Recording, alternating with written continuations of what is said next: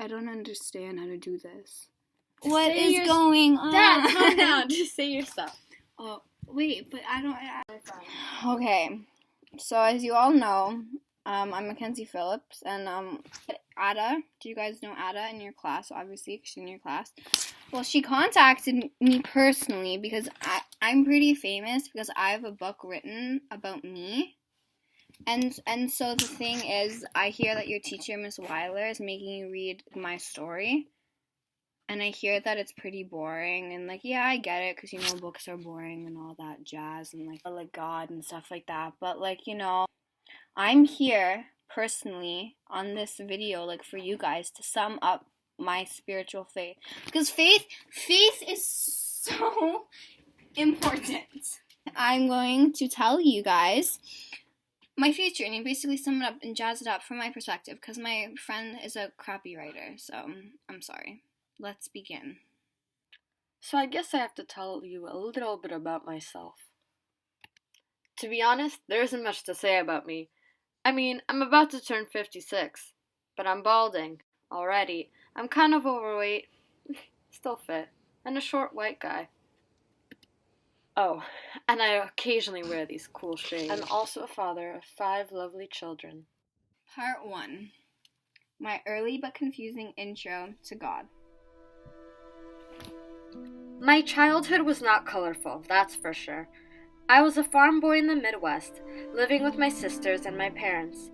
I did grow up in a godly home. However, that was only shown through fake smiles at Sunday masses. My father was a closet drinker, especially when the rain didn't come, or came too early, and most of the times in between. And he was not a happy drunk, but a mean, beat your wife and then ask God for forgiveness drunk.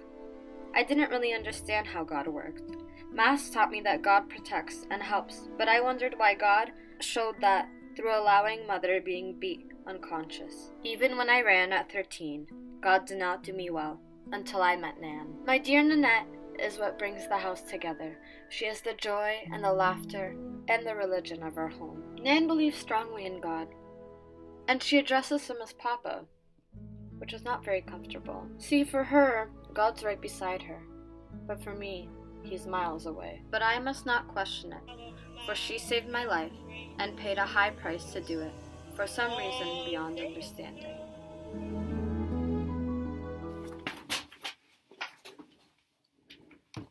Part 2. Missing Missy. The youngest of her 5 children was dear Missy. She was the baby of them all. The innocence that she carried with her was taken away on Labor Day weekend. When my baby went missing, I did what Nan would do. I prayed and I prayed and I prayed to God for Missy to return safely. And that lasted 3.5 years. And then the police concluded that she wouldn't be found, and I was done. Why, Jesus? Why, God? Oh, why did you do this to me? Why? I was sick of God and religion. Sick of all the little religious social clubs that didn't seem to make any real difference or effect or any real change. I just wanted my princess back, right in my arms. And it wasn't only my guilt. Kate blamed everything on herself. And she was like talking to a rock. No matter what Nan did, she couldn't get through. Papa stopped listening. So I stopped believing. And I turned away from God. And what angered me the most was the letter he sent me.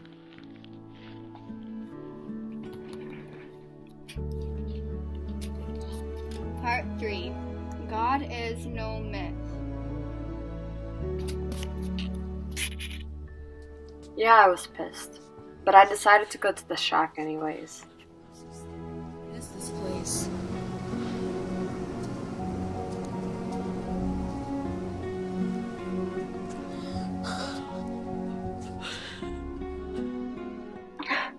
It's hard to recreate what or who I saw in the shack.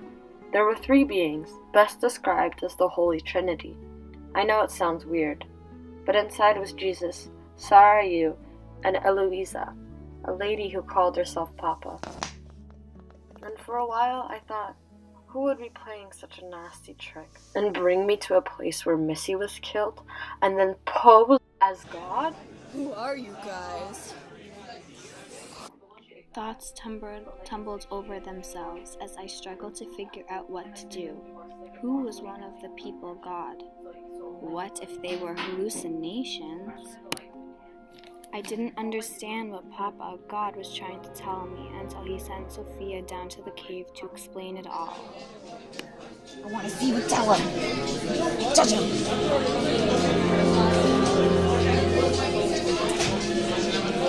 I can't.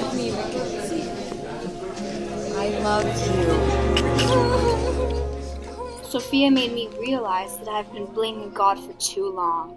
And when she made me do it directly, I knew that judgment is not for destruction, but for setting things right. Sorry.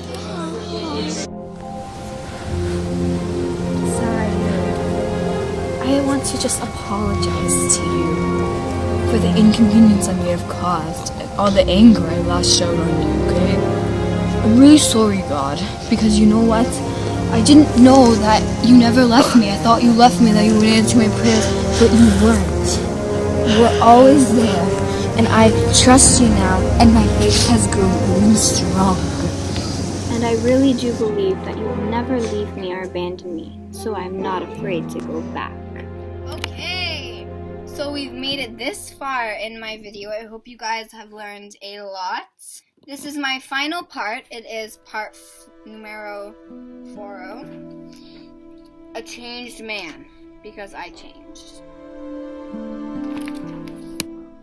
I promised Papa that from now on, I will put God first in my life.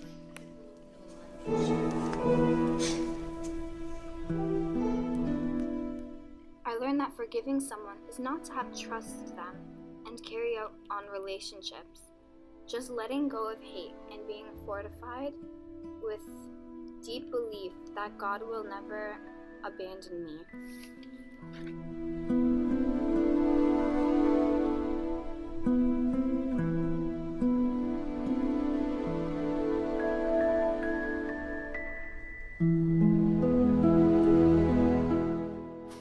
Now I am a changed man, and I have a deep faith in God and hope that everyone will do the same.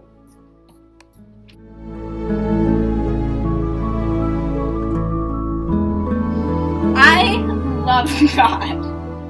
Yeah, so I really, my faith journey, guys, it took so man, what are you, I'm filming Filming what? for the grade 10 religion. Why do you always do this